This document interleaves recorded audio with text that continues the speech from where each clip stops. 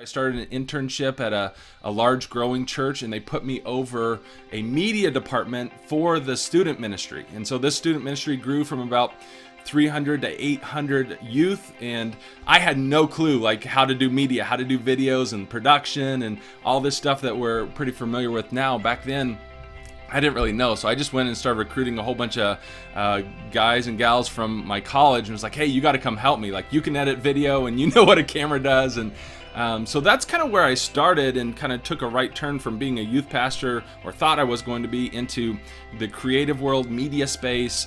I eventually became the creative director for the entire church. So then I started learning about web development, social media, video editing, all that sort of stuff at a very high level. And the church, grew from about 3,000 to 10,000 people during that time. So it was a pretty wild journey, just seeing those tools in action and helping people and reaching people.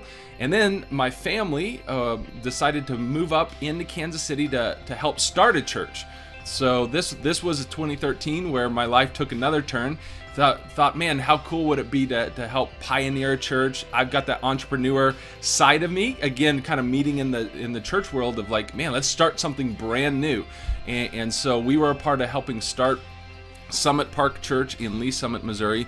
And in that journey too, I had gone back and got my master's degree in organizational leadership, was taking kind of high-level marketing classes again in that whole journey.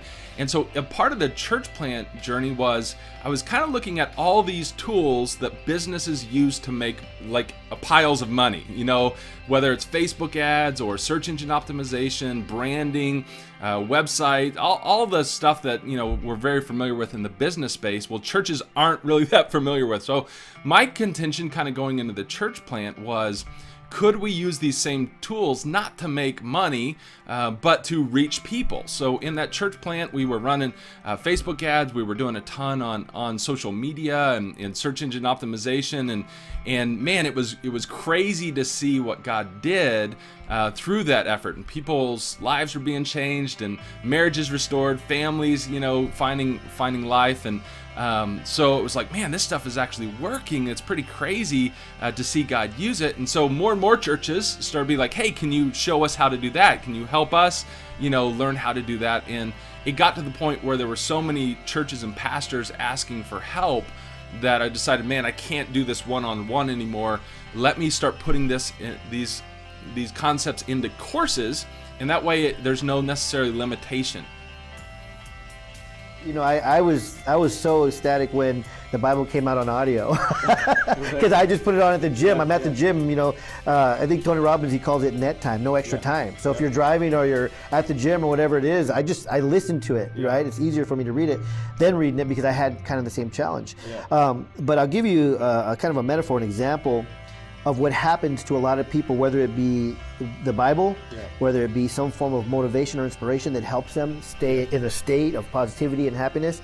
And I know when I have those lulls with focusing on God, focusing on the reading, or just any type of taking in God's word, I'll find myself down, right? And I'll be like, all of a sudden I'll find myself in that little down realm, like I don't feel right, something's wrong, and I'll be like, what's different? And I'll go, I haven't been reading, I haven't been studying, I haven't been, right? And here's something that I learned years ago, because I didn't want to, I told you I was diagnosed with all these different mental health challenges, and they tried to prescribe me medicine. A couple of times they did, a couple of times I tried it, and I hated it. I didn't like the way it made me feel. So I started looking for other ways to feel better, right? And I found certain foods, exercise, certain things help us.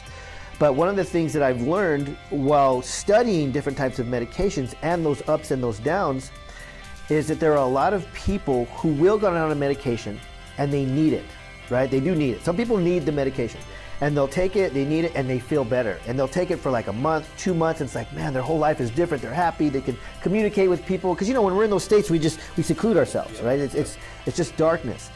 And they're happy and they're having fun and their life is better, and people around them are like, wow, you're doing well, and this and that. And they feel so good, they think they don't need the medication. They don't realize that medication is doing what it's supposed to do for them, and they stop doing the medication and then they fall. just like within a couple of weeks, they fall right back to where they were at. And then it's so hard to go back and start the medication again, because now you're in that darkness and nothing matters. I don't care what anybody says, and I'm angry and whatever it is. So it's hard to get back.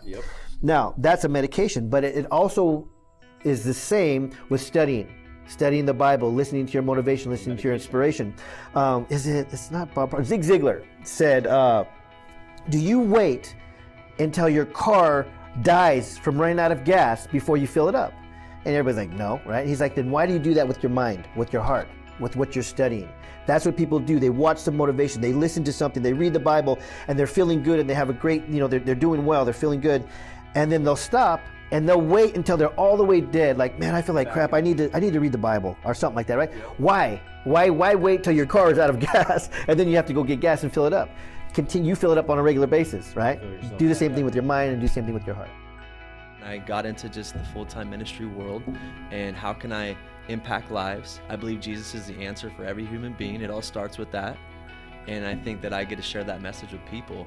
And that's a beautiful thing for me. So I'm currently on that mission, created the fellowship, which is eventually going to be a space where young people, I came from the party scene, so I have a huge heart for that culture. Eventually we're going to have a space, where people can experience, an atmosphere of partying and community without having to destroy their lives with drugs and alcohol and all these things that I believe just rip people down, tear people down rather than building people up. And so many young people are finding themselves in these spaces every weekend, and they're not healthy, they're negative, they're weighing everybody down. And I didn't realize that at the time, but I did. I have a clearer perspective on that now. And I feel like this generation, they need a space. So many people I think are looking for that, but it's not out there. And so we want to create that space. We want to give people that type of an environment where people can come in and just, we might not have alcohol, but there's genuine connections happening in the room. Like this conversation, and a lot of times you're not finding this stuff at the nightclub, but genuine, sincere, authentic relationships. So a space where genuine relationships can happen, authenticity is in the room. Amazing DJs and artists and musicians and just an amazing environment, all faith-based. Actually, we do interviews like this on the stage, you know what I mean? So it's like during the night you have live music, all these different things going on, but then we also do interviews like this, and we share somebody's story of how their journey in the party scene, and then how their life, what was that moment of transformation for you, which is that God encounter, that Jesus encounter. And I believe that releases hope in the room, because there's so many people that are stuck in that vicious cycle of drugs, alcohol, all these negative, these lifestyle behaviors that they're living that just aren't the best for them, and they're looking, they're wondering, how can I change? And so it's not only an amazing space, a community, but it's also a place where lives are being changed and people are being sent onto a new direction and a new path. And so that's kind of like the long-term goal, the bigger goal. But meanwhile, we have a community of young people in the city of Sacramento, and I'm raising up people to show them how to just influence. I believe God has given me an influence in Sacramento, and I've been able to help impact a lot of lives just by walking in who I am. I'm not forcing anything down anybody's throat, but I'm walking out who I am. And I know that when I get in certain conversations that I can feel God starting to work, and I just look for those moments and I partner with him in those moments, because there's so many people that are hurting, there's so many people that are broken, and I have the answer once again.